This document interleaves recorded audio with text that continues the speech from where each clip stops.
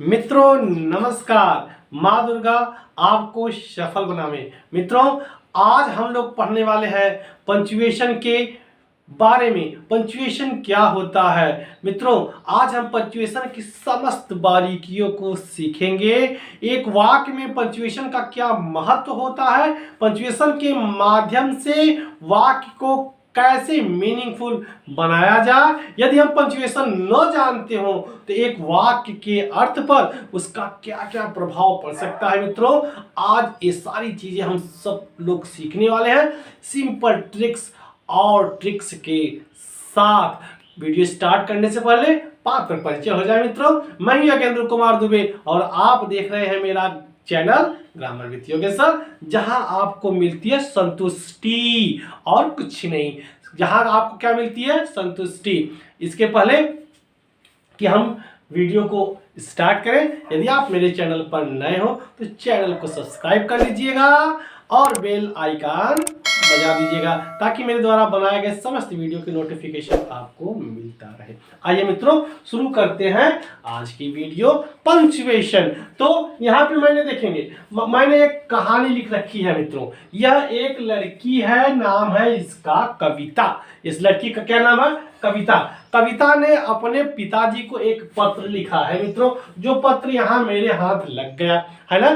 पत्र लिखा था उसने, ठीक। तो इस पत्र में क्या दिक्कत है, कविता लिखना जानती है, पढ़ना जानती है, लेकिन उसके अंदर एक कमी है, वह पंचुएशन मार्क्स के प्रयोग को अच्छे से नहीं जानती। तो आइए देखते हैं कि पंचुएशन मार्क्स एक वाक्य में कितना महत्वपूर्ण भूमिका निभाता है। यदि हम लिखना जाने, पढ़ना जाने, सब कुछ जाने, यदि पंचुएशन मार्क्स को अच्छी प्रकार से न जाने तो वाक्य के अर्थ पर इसका क्या असर पड़ता है। आइए मित्रों हम लोग देखते हैं। चलिए हम लोग पढ़ते हैं कविता का पत्र, शुरू करते हैं। उसने लिखा, पिताजी यहाँ पर सब कुछ ठीक चल रहा है, गेहूं बो दिया गया है, मेरे सर में पूर्ण विराम। पंचुएशन का मार्क्स वो जाती नहीं कहाँ लगे तो जहां पाई तहां लगा दी। उसने कहा पिताजी यहाँ पर सब कुछ ठीक चल रहा है, गेहूं बो दिया गया है, मेरे सर में पूर्ण विराम। रूसी पड़ गई है खेत में, पूर्ण विराम। पानी की आवश्यकता है रसोई घर में, पूर्ण विराम। टाइल्स लगवाना है गाय को, पूर्ण विराम। बछड़ा हुआ है माँ को, पूर्ण विराम। डॉक्टर के पास ले जाना है घर को, पूर्ण विराम। अर्थात वाक्य लिखने का तरीका उसके पास है, लेकिन आपने देखा कि पंचुएशन मार्क का उचित जगह प्रयोग नहीं किया गया है। उचित प्रयोग न करने से पूरा अर्थ का अनर्थ हो जा रहा है। मित्रों यह महत्वपूर्ण भूमिका होती है पंचुएशन की। कविता को पंचुएशन की जानकारी नहीं है, लेकिन हम लोगों को तो पंचुएशन की जानकारी है। आइए इसको मीनिंगफुल बनाने के लिए हम देखें इसका पंचुएशन मार्क्स कहाँ कहाँ होना चाहिए और उसके बाद इसका क्या अर्थ निकलता है। पिताजी यहाँ पर सब कुछ ठीक चल रहा है के बाद हम लगा दें पूर्ण विराम। चलिए एक सेंटेंस हो गया। गेहूं बो दिया गया है के बाद लग जाएगा पूर्ण विराम, यहां से पूर्ण विराम हटाएंगे। मेरे सर में रूसी पड़ गई है के बाद पूर्ण विराम लगा दें। खेत में यहां से हटाएंगे, खेत में पानी की आवश्यकता है, पूर्ण विराम। रसोई घर में टाइल्स लगवाना है, पूर्ण विराम। गाय को बछड़ा हुआ है, पूर्ण विराम। माँ को डॉक्टर के पास ले जाना है, पूर्ण विराम। घर को लिपाई पुताई वो तो आगे की बात है, इसको डाट डाट करके छोड़ दिए। तो केवल देखेंगे पंचुएशन मार्क्स हमने बदल दिए, बल्कि कविता के सारे पत्र को वैसे ही रहने दिया। मित्रों अब देखिए, अब हो गया ये मीनिंगफुल, यह मीनिंग तैयार हो गई। मित्रों अब आइए हम लोग देखते हैं आगे पंचुएशन मार्क्स के बारे में। तो हमने पहले देख लिया कि पंचुएशन अगर हम नहीं जानेंगे तो वाक्य के अर्थ पे इसका क्या प्रभाव पड़ेगा। आइए अब हम लोग देख लेते हैं पंचुएशन की परिभाषा। पंचुएशन क्या है, कॉन्सेप्ट हमने समझ लिया, इसका यही कॉन्सेप्ट है। क्या विराम चिन्हों का उचित स्थानों पर प्रयोग करना ही पंक्चुएशन है, ये हम समझते रहे। आइए पंक्चुएशन की परिभाषा हम देख लें मित्रों। Punctuation means right use, punctuation means right use of the stop in the sentence. इसको लिखा है डेविड ग्रीन की, ये परिभाषा है यहाँ पे दिया गया है। इन्होंने बताया कि पंक्चुएशन का मतलब है कि एक सेंटेंस में जितने भी स्टॉप्स होते हैं उसका उचित प्रयोग किया जाए। अब आप पूछेंगे सर ठीक है दे तो दिया है इन्होंने, लेकिन स्टॉप्स होते कितने हैं, अर्थात पंक्चुएशन मार्क्स कितने होते हैं, कितने प्रकार से उनका हम प्रयोग कर सकते हैं। आइए हम उसको भी जान लेते हैं मित्रों, बिना देर किए हुए जान लेते हैं पंक्चुएशन मार्क्स के बारे में। तो हमने यहाँ पे 10 और 11 पंक्चुएशन मार्क्स आपके लिए शो किए हैं। कितने पंक्चुएशन मार्क्स? 11 punctuation marks. पहला क्या होता है? फुल स्टॉप, इसका सिंबल भी मैंने बताया है और हिंदी भी लिख करके दिया है मित्रों, है ना। यह दिक्कत साथ है, दोनों काम हो जाएगा। जिस प्रकार से इंग्लिश में लगता है उसी प्रकार से हिंदी में भी लगता है, हालांकि हिंदी की कक्षा में मैं उसको भी पढ़ाऊंगा। तो फुल स्टॉप देखेंगे, फुल स्टॉप यहाँ पे लगा है, पूर्ण विराम, कॉमा, अल्प विराम, इसका मतलब होता है चिन्ह बनाया है। तीसरा होता है क्वेश्चन मार्क, प्रश्नवाचक चिन्ह, इन्वर्टेड कॉमा, ये उद्धरण चिन्ह, एक्सक्लेमेशन मार्क्स, ये लगा है विस्मयबोधक चिन्ह, अपस्ट्रॉफी संबंध कारक चिन्ह, सेमीकोलन, अर्ध विराम, हाइफन, हाइफन माने होता है, यहाँ पे लिखना भूल गए मैं, समास चिन्ह। क्या होता है मित्रों? समास चिन्ह, है ना। इसकी हिंदी हो गई समास चिन्ह। डैश का मतलब होता है निर्देशक, कोलन माने होता है विवरण चिन्ह, और पैरेंथेसिस का मतलब होता है कोष्टक। तो ये सब मिला करके जो इंपॉर्टेंट है, जो अक्सर यदा कदा आ जाते हैं अक्सर नीचे वाले, तो वह सब मिला करके 11 पंक्चुएशन मार्क्स हमने बनाया है। 11 स्टॉप्स बनाया गया है जो वाक्यों में लगाने चाहिए जहां उचित हो, ताकि हमारे वाक्य मीनिंगफुल बन सके। मित्रों इन 11 में से हम 11 को एक साथ नहीं, पहले लाते हैं, फुल स्टॉप को बुलाते हैं, भैया आइए इनसे मुलाकात करिए, इनसे जान पहचान बनाइए, एक एक को बारी बारी हम लोग पढ़ेंगे, है ना। अब बुलाएंगे हम सबसे पहले फुल स्टॉप को, पढ़ेंगे यहाँ। तो यहाँ पे मैंने लिख रखा है फुल स्टॉप। फुल स्टॉप का प्रयोग कहाँ कहाँ होता है और उसको कैसे कैसे, यहाँ पे मैंने आपको नियम लिख रखा है, और एक एक नियम पढ़ पढ़ के मैं उदाहरण के सहित यहाँ पे आपको समझाऊंगा, ताकि आप नियम भी देखते रहें, है ना, कहाँ कहाँ फुल स्टॉप का प्रयोग करना चाहिए और उसके उदाहरण को भी समझते रहें। मित्रों इसके पहले कि मैं ब्लैक बोर्ड पे इधर साफ करूं, यदि आप चाहें स्क्रीनशॉट लेना तो ले लेंगे, मैं 1 मिनट के लिए हट जाता हूं। धन्यवाद मित्रों, आपने स्क्रीनशॉट ले लिया होगा। अब आइए हम इधर का हमने पढ़ लिया है, पंक्चुएशन मार्क्स भी हमने देख लिया कि 11 होते हैं। अब एक एक पंक्चुएशन मार्क्स को हम लोग पकड़ पकड़ के पढ़ेंगे। तो पहले हमने लिख रखा है क्या मित्रों? हमने लिख लिया है यहाँ पर क्या? Full stop. फुल स्टॉप का प्रयोग कहाँ कहाँ होता है मित्रों? आइए चलते हैं, देखते हैं। नियम आपने देख लिया होगा, फुल स्टॉप का प्रयोग हम कहाँ कहाँ कर सकते हैं। तो पहले दे दिया है इसने, है ना, क्या? असर्टिव, एस यहाँ पे इसका मतलब हो जाएगा असर्टिव तथा इंपरेटिव सेंटेंस के अंत में। कैसे? असर्टिव सेंटेंस के तहत, सेंटेंस की वीडियो को जाकर के देख लीजिए, आपको मैंने पढ़ा रखा है पहले ही 5 सेंटेंस। असर्टिव को जाकर के आप देख लीजिए कि असर्टिव क्या होता है। मैंने बताया था कि जहां अफर्मेटिव नेगेटिव दोनों आते हैं वही क्या होता है? असर्टिव। एक ऐसा लिफाफा है जिसमें अफर्मेटिव नेगेटिव दोनों को रखा जाता है। तो असर्टिव सेंटेंस अगर आ जाएंगे तो वहां पे हम फुल स्टॉप लगा देते हैं मित्रों उसके अंत में। जैसे हम ये भी कर सकते हैं, जैसे he reads a book, full stop. he does not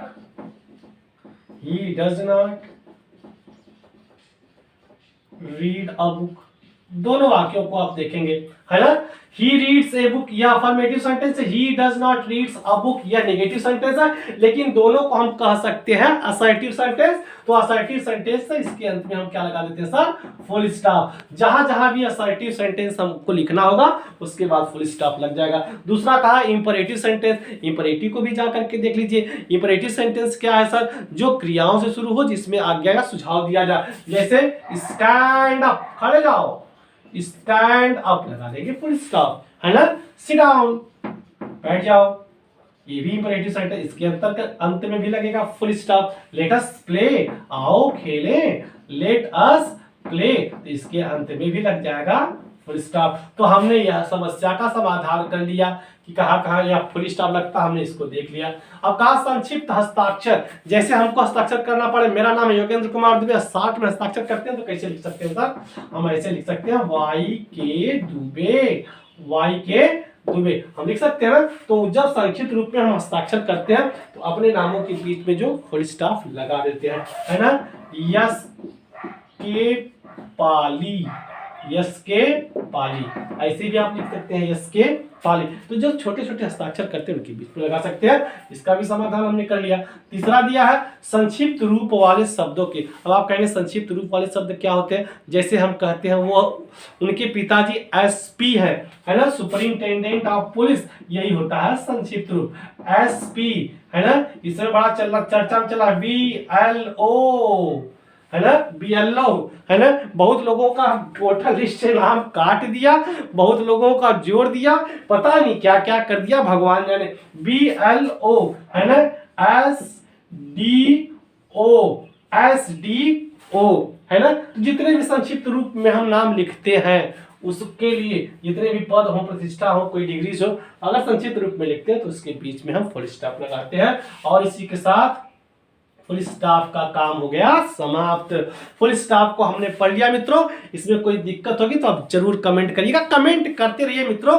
मैं आपसे चाहता क्या हूं, केवल आप लोग मेरी वीडियो को देख करके ज्ञानी होइए, कमेंट करते रहिए मित्रों। और बहुत हो सके तो सब्सक्राइब कर दीजिए ताकि हम लोगों का भी फीडबैक, हम लोगों को भी फीडबैक मिलता रहे, हम लोगों का भी उत्साह बढ़ता रहे। बस आगे देखेंगे, है ना। दूसरा क्या है? Commas.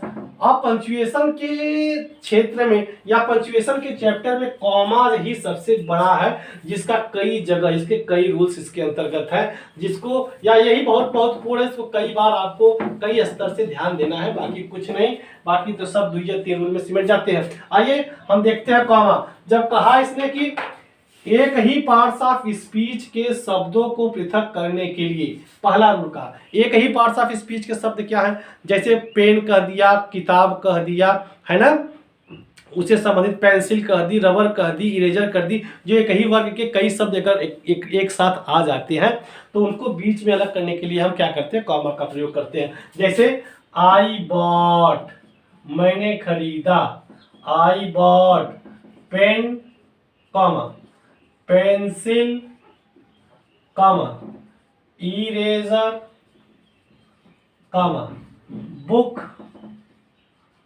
From market, from market. तो सबको अलग अलग करने के लिए एक ही पार्ट्स ऑफ स्पीच के है। जब आपने क्रिया में कई चीज खरीदा है तो एक ही पार्ट्स ऑफ स्पीच की चीज में उनको अलग अलग करने के लिए हम किसका प्रयोग करते हैं मित्रों? बिल्कुल सही कहा है आपने, कॉमा का प्रयोग करते हैं। पहला हमने पढ़ लिया। दूसरा है दो शब्द एंड से जुड़े हो। जैसे ऑल मेन, सभी लोग, poor and rich, poor and rich, honest and dishonest, dishonest,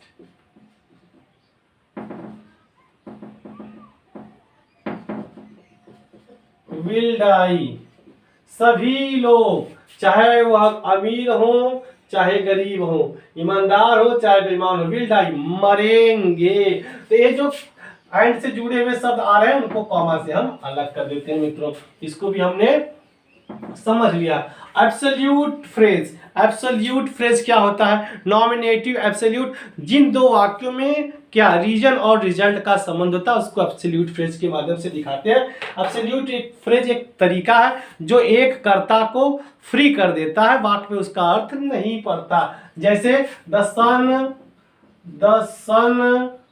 having, the sun having risen, the sun having risen, comma,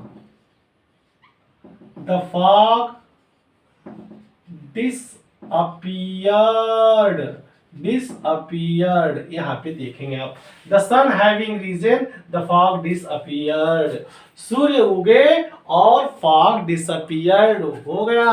तो जहां हैविंग लगा हुआ है, क्रिया का थर्ड फॉर्म लगा हुआ है, यही है नॉमिनेटिव एब्सोल्यूट, और नॉमिनेटिव एब्सोल्यूट के बाद हम लगा देते हैं कॉमा, ये नियम है, ये भी हमने देख लिया। 3 केस इन एपोजिशन के बाद, केस इन एपोजिशन क्या है, जब एक नाउन के बारे में कोई नाउन दूसरा कहा जाए या कोई फ्रेज कहा जाए उसके बारे में, उसको जब हम दो कॉमा के बीच में रखते हैं तो वही होता है केस इन एपोजिशन। जैसे आपसे कह दिया जाए Tulsidas, Tulsidas comma a great poet comma wrote, लिखा उन्होंने, रोट द रामचरितमानस,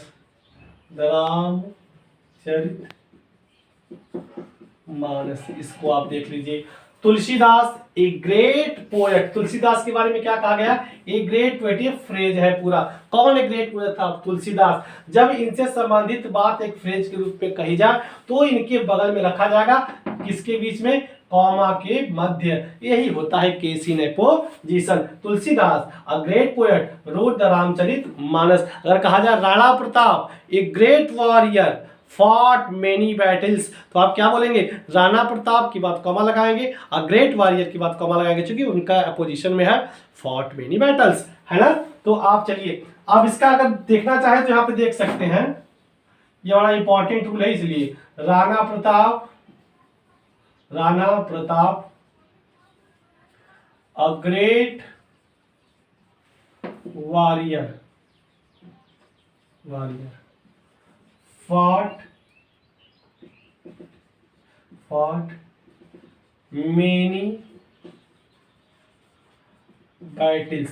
अब आप देखेंगे, अगर मैं आपसे कहूं कि इसको जो है कहां कहां कॉमा लगेगा तो कितने लोग बता देंगे मित्रों, है ना। राणा प्रताप कैसे थे, एक ग्रेट वॉरियर, क्या जाहिर सी बात है, यहां लगाएंगे और यहां लगाएंगे, एकदम सही बताया मित्रों आपने, और ये हमारा काम बन गया। इस प्रकार से केस इन एपोजिशन को भी हमने पढ़ लिया।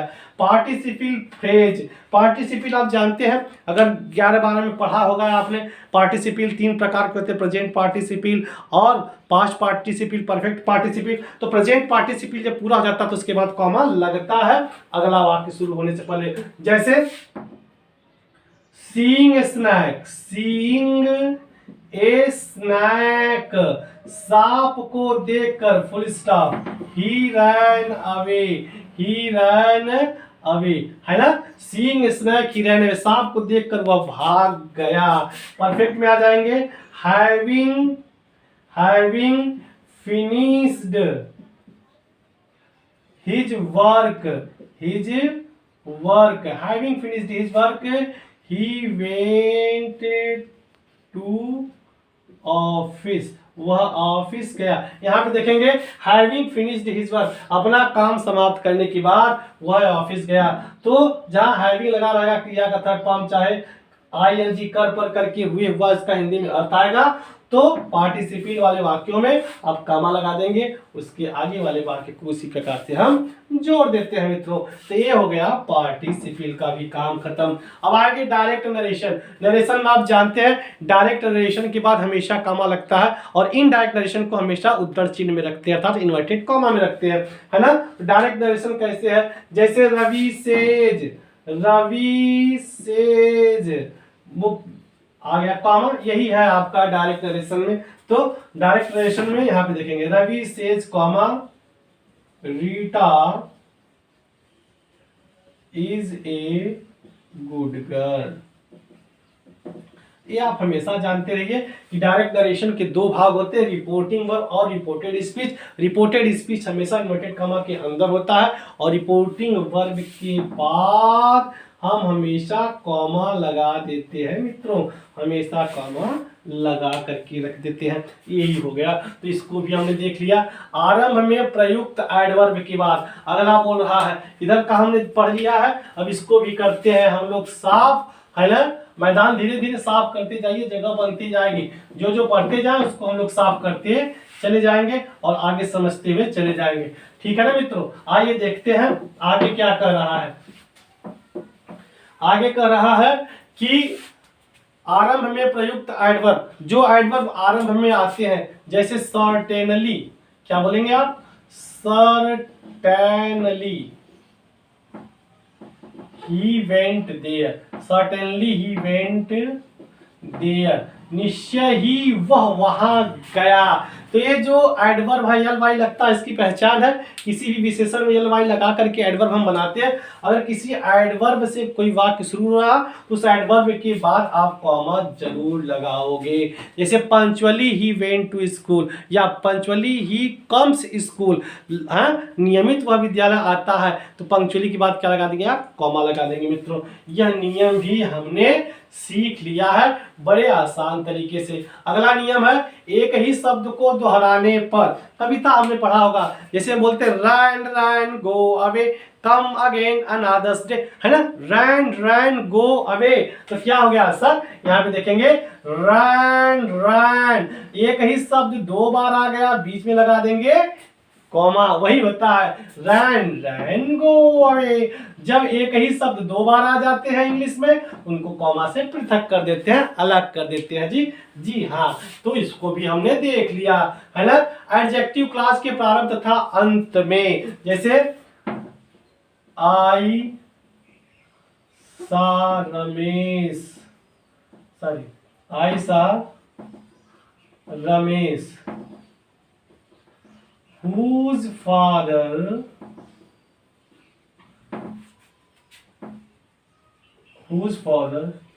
is a doctor, full stop. I saw Ramesh, whose father, is a doctor। तो यहाँ पे देखेंगे जिसके पिताजी डॉक्टर है। मैंने रमेश को देखा, whose father is a doctor, जिसके पिताजी क्या है? क्या है? डॉक्टर है। तो ये जो बीच में आता है, और इसका एडजेक्टिव क्लास हमेशा जकार वाचक होता है। मित्रों, हिंदी अर्थ निकालेंगे तो ज से ही आएगा। आई सा रमेश, मैंने रमेश को देखा, जिसके, तो ये आप समझ जाएंगे कि यह एडजेक्टिव क्लास है, और एडजेक्टिव क्लास के शुरू में और अंत में दोनों जगह आप कॉमा लगाकर उसको अलग कर देते हैं। आइए चलिए, एडजेक्टिव क्लास को भी हमने देख लिया।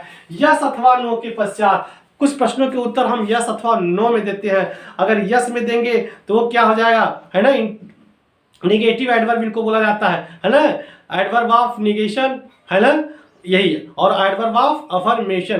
तो इनके बाद हमेशा आप कॉमा लगाते हो। जैसे यस आई कैन, हाँ मैं कर सकता हूं, एस आई कैन, तो यस के बाद हमेशा आप क्या लगा देंगे? नामा, सॉरी कॉमा। और नो आई कैन नॉट, नहीं भाई मैं नहीं कर सकता, नो आई कैन नॉट, है ना? तो नो के बाद आप लगा देंगे कॉमा। तो जहां जहां भी यस नो एडवर्ब के रूप में आएगा, अफर्मेशन और निगेशन के रूप में आता है, उसके बाद आप कॉमा लगा देते हो। मित्रों, आगे चलिए हम अगला देखेंगे। यह पिछली बार 2018 के टेट परीक्षा में पूछा गया था, ऐसा ही सेंटेंस था एकदम बिल्कुल, यस आई कैन, है ना? तो इसको दिया था करेक्ट द पंक्चुएशन मार्क्स, तो इसमें दे दिया था 4 ऑप्शन, एकदम ऐसे ही पूछे जाएंगे। मित्रों, हर एक चीजों पर क्लोजली नजर रखिएगा आप, है ना? इसके बाद तिथि लिखते समय, अच्छा तिथि लिखने की है, इंग्लिश स्टाइल है ना? अमेरिकन स्टाइल है, इंडियन स्टाइल है, तमाम प्रकार से तिथियां लिखी जाती है। लेकिन तिथि ऐसे भी लिखी जा सकती है मित्रों, जैसे आज मान लीजिए 12 अक्टूबर है, तो 12 के बाद कॉमा, उसके बाद 10 के बाद कॉमा, फिर उसके बाद 2021, ऐसे भी तिथि को आप लिख सकते हैं, 12/10/2021, है ना? या आप ऐसे भी लिख सकते हैं 12 अक्टूबर 2021, ऐसे भी आप तिथि को लिख सकते हैं, ऐसे भी लिख सकते हैं। तो तिथि, महीने और वर्ष को अलग करने के लिए हम कॉमा का प्रयोग कर देते हैं। मित्रों, आइए लास्ट देखते हैं, किसी को संबोधित करने के लिए। मान लीजिए हम यहाँ खड़े हैं और विवेक चला, विवेक कम हियर, यार सुनो, यहाँ विवेक को बुला दिए, रमेश अरे तुम्हारा पैर गिर गया भाई। तो किसी को अगर हम संबोधित करते हैं तो वहां पे भी क्या लगा सकते हैं सर? कॉमा लगा सकते हैं। जैसे रमेश, मैंने रमेश को संबोधित कर दिया, क्या? कम हियर, यहाँ आ जाओ, यहाँ आ जाओ। सुरेश, सुरेश को संबोधित कर दिया, सुरेश, है योर बैग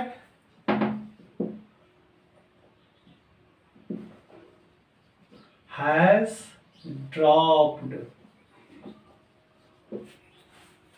कुछ भी कह सकते हैं आप। तो किसी को संबोधित करेंगे तो उसके लिए आपको कॉमा लगाना पड़ेगा। इस प्रकार से मित्रों सबसे बड़ा जो नियम था कॉमा का, उसका कर दिया है हम लोगों ने समापन। अगर कोई चीज न समझ में आई हो तो उस वीडियो को रिवाइज करके एक बार देखेंगे, चीजें और अच्छे से आपको समझ में आ जाएंगी। इसके बाद भी नहीं आती है तो मैं किस लिए हूं सर, मैं किस मर्ज का दवा हूं, आप तुरंत कमेंट करिएगा। मैं पुनः कोई न कोई और तरकीब आपको बताऊंगा, है ना।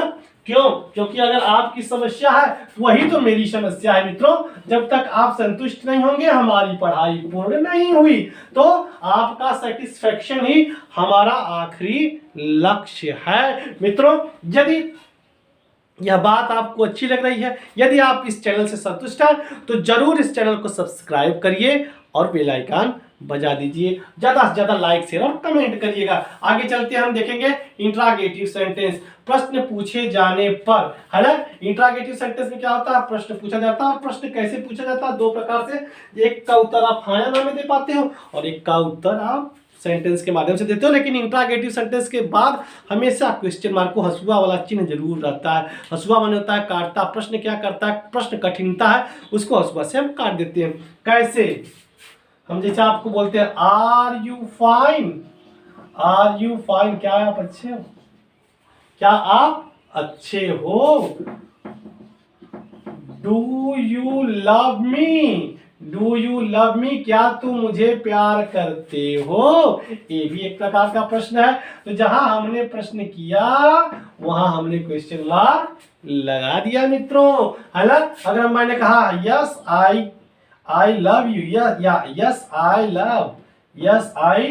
लव, तो यस के बाद भी क्या लगा देंगे मित्रों, कॉमा। भी पढ़ा था हमने, यस के बाद लग जाएगा कॉमा और यहाँ पे लग जाएगा full stop. Do you love मी, यह प्रश्न पूछा गया है, इसके लिए लगा देंगे आप क्वेश्चन मार्क। दूसरा प्रश्न है where do you live, question word से शुरू होता है। वेयर डू यू लिव, आप कहाँ रहते हो, क्वेश्चन मार्क। आइए sir, where do you live, आप कहाँ रहते हो, क्वेश्चन मार्क्स। तो क्वेश्चन मार्क के बाद भी क्या लगा लेते हैं सर, क्या लगा लेते हैं हम, ये हंसुआ वाला चिन्ह, अर्थात क्वेश्चन मार्क्स कहाँ लगता है हमने स्पष्ट कर लिया, जहां हमसे प्रश्न पूछा जाए। दूसरा कहा कोष्टक के अंदर संदेह या अनिश्चितता प्रकट करने के लिए, है ना। जैसे ही वॉज बॉर्न, है ना, 1956। अगर आपको संदेह हो गया कि वह पैदा हुए थे कब, 1955 में रह लिया, 1956 में रहा, थोड़ा स्पष्ट नहीं है, या 54 हल्का, तो ऐसा अगर आपको संदेह हो जाए तो आप बीच में ऐसे कॉमा लगा देंगे, क्वेश्चन मार्क लगा देंगे। तो एग्जामिनर या पढ़ने वाला समझ जाएगा ये जो डेट है ना सर, ये जो डेट है, ही वॉज बॉर्न 1957, यह निश्चित नहीं है। He was born 1957 and died 2015, ये तो मान लीजिए क्लियर है। वह जन्मा कब था, वही दिक्कत है सर, वही दिक्कत है। वह जन्मा कब था हमको याद नहीं है, तो संदेह दिखाने के लिए आप ऐसे क्वेश्चन मार्क लगा सकते हैं, है ना। और ऐसे आप आगे को लिख सकते हैं। बस यही क्वेश्चन मार्क का प्रयोग, बस इतना ही होता है और कुछ नहीं। इसके बाद एक तो और बच गया, उसको भी देख ले, अभी बचे तो बहुत है। इसके बाद हम लोग पढ़ेंगे एक्सक्लामेशन मार्क्स। किसका सर, एक्सक्लामेशन मार्क, विस्मयादि बोधक का। जब हमारे मन में क्या है, हर्ष हो जाए, दुख आ जाए, आश्चर्य पैदा हो जाए, तो वहां पे हम एक्सक्लामेशन मार्क का चिन्ह का प्रयोग करते हैं। उसका प्रयोग ऐसे होता है, उसका चिन्ह ऐसे ही बनता है, एक्सक्लामेशन मार्क्स का चिन्ह ऐसे ही बनता है मित्रों। इसका प्रयोग हम कहाँ कहाँ करते हैं, आइए देखते हैं। जब हमारे मन में क्या हो जाए, हर्ष या विस्मय या आश्चर्य, देखेंगे जैसे व्हाट एन आइडिया,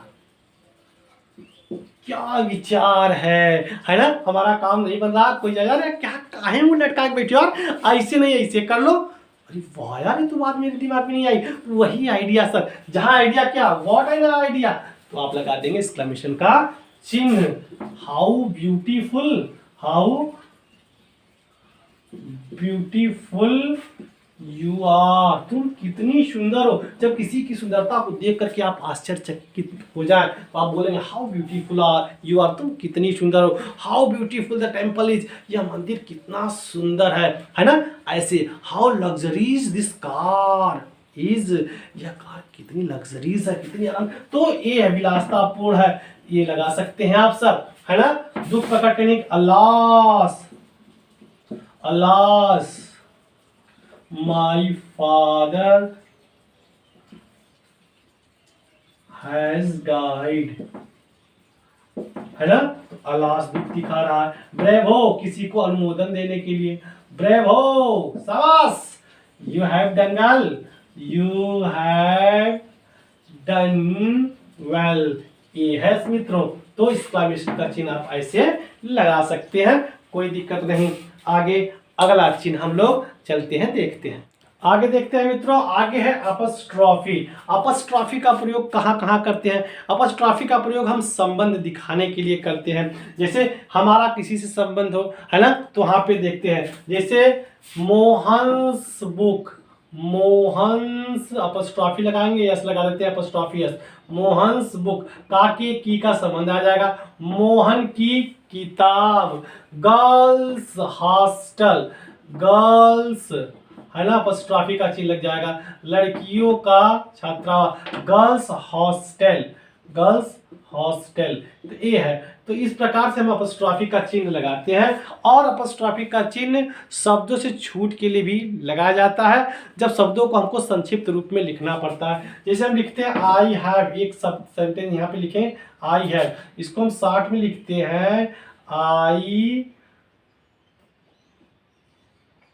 यहाँ पे आई के बाद कॉमा लगा करके आई से लिख देते हैं आई हैव, अपस्ट्रॉफी लगा करके इसको पढ़ेंगे आई हैव, है ना। जैसे हम लिखते हैं आई एम, तो आई एम को कैसे लगाते हैं, यहाँ पे कॉमा लगा करके एम लिख देते हैं, आई एम पढ़ते हैं इसको आई एम। हम लिखते हैं इट इज, तो इसको हम लिख सकते हैं इट्स, ऐसे लिखते हैं ना, तो इसको हम बोलते हैं इट इज। हमको लिखना होता है डू नॉट, तो हम शॉर्ट में कैसे लिख देते हैं डोंट।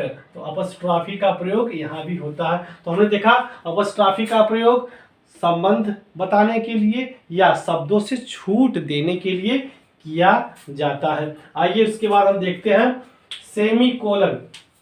सेमी कोलन माने होता है अल्प विराम। अल्प विराम जब जहां पर या जिन वाक्यों में कॉमा मतलब अर्ध विराम से ज्यादा ठहरना पड़े, ठहराव थोड़ा अर्ध विराम से ज्यादा हो, तो वहां पे हम सेमीकोलन का प्रयोग करते हैं। कैसे, यहाँ पे उदाहरण लिखा गया है, Zubin went to home, Zubin घर गया, थोड़ा सा रुकना है तो हमने कॉमा लगा दिया।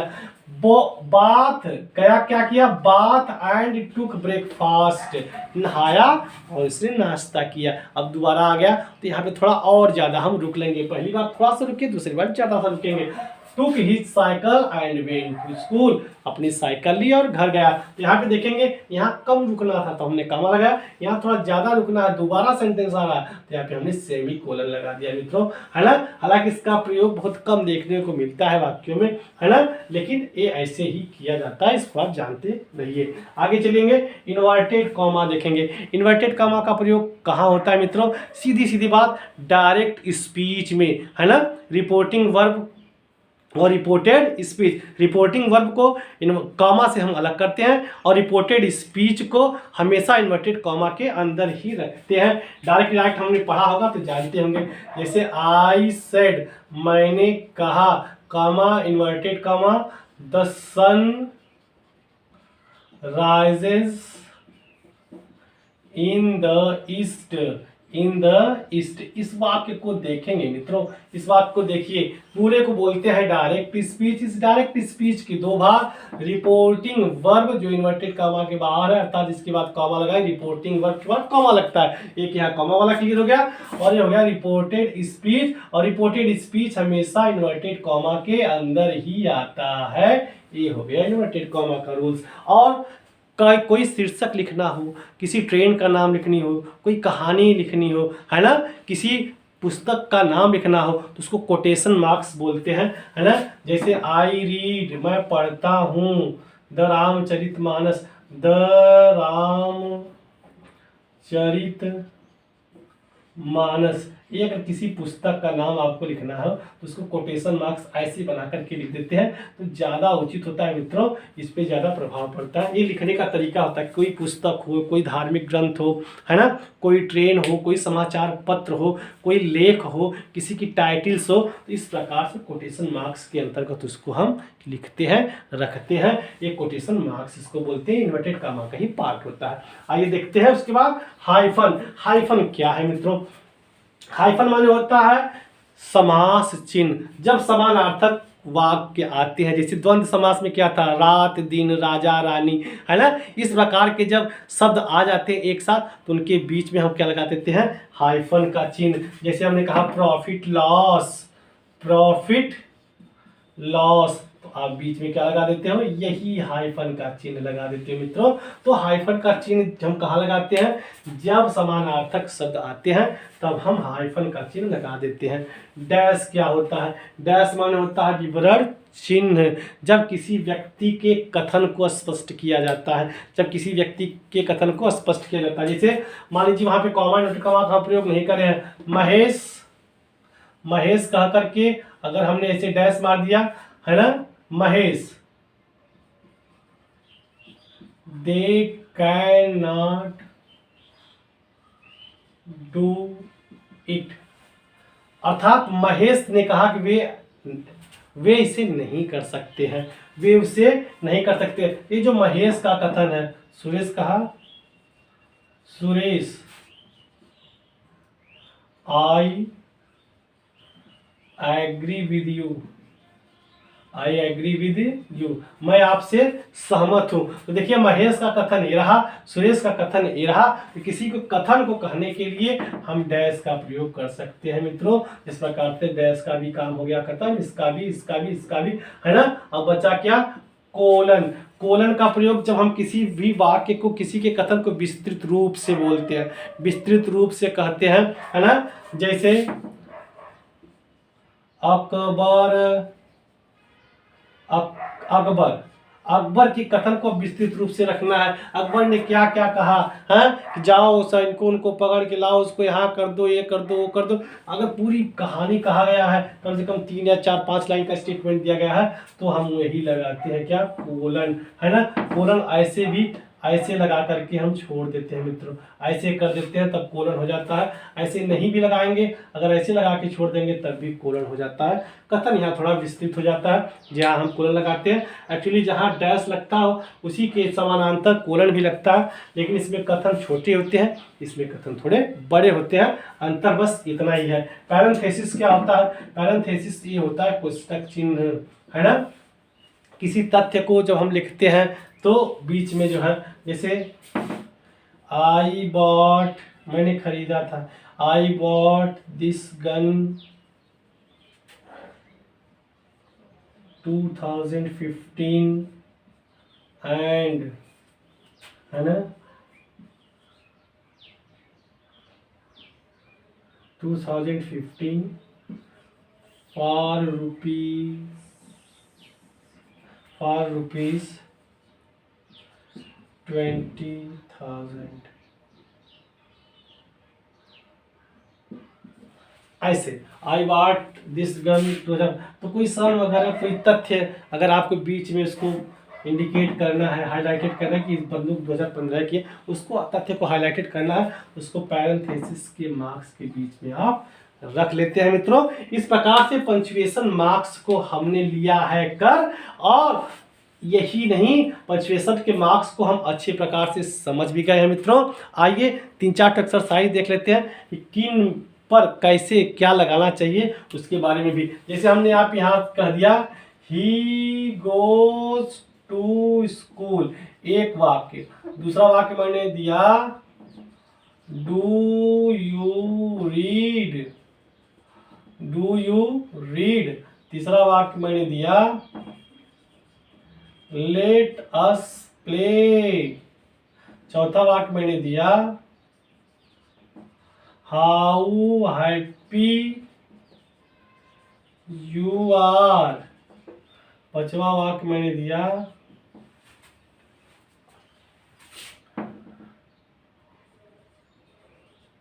कम कम कम कम ओ डॉग। अब बताइए, अब इसमें आपको पंक्चुएशन मार्क्स का प्रयोग करना है। बताइए पहला वाक्य ही गोज टू स्कूल, इसमें क्या लगेगा मित्रों, आप बताइए। जी हाँ, तुरंत बताइएगा। ही गोज टू स्कूल कैसा वाक्य है, आपने देख लिया कि यह असर्टिव वाक्य, इसमें लग जाएगा फुल स्टॉप। जी हाँ मित्रों, डू यू रीड, क्या तुम पढ़ते हो, यहाँ आपसे प्रश्न पूछ दिया गया, क्या लग जाएगा, question mark. Let us play, आओ खेले, यह क्या है, इंपरेटिव सेंटेंस, तो असर्टिव और इंपरेटिव के अंत में क्या लगता है, फुल स्टॉप लगा देंगे, full stop. How happy you are, तुम कितने खुश हुए, कैसा सेंटेंस है, जी हाँ एक्सक्लेमेटरी सेंटेंस है, तो एक्सक्लेमेशन का चिन्ह लग जाएगा। कम कम ओ डॉग, तो पहले तो यह सेंटेंस इंट्रागेटर सॉरी इंपरेटिव है, लगाएंगे फुल स्टॉप, और दूसरा चीज का भी ध्यान रखेंगे, क्या, कम कम ओ डॉग, एक ही शब्द दो बार आए हैं, क्या लगा देंगे मित्रों, कॉमा। इस प्रकार से हमने पंक्चुएशन को कंप्लीट पढ़ लिया है और समझ लिया है। मैं आशा ही नहीं पूर्ण विश्वास के साथ कहता हूं कि यह आपको अच्छे से आ गया होगा, नहीं भी आया होगा तो आप चिंता मत करिएगा, इस वीडियो को रिवाइज करके एक बार देखने का प्रयास दोबारा करिएगा, और उसके बाद भी ना आवे तो तुरंत कमेंट करिए, है ना। और यह जरूर कमेंट करके लिखिए मित्रों कि आज की वीडियो आपको यह कैसी लगी। आगे इसी प्रकार का वीडियो मैं आपको प्रोवाइड कराता रहूँगा, तब तक के लिए नमस्कार।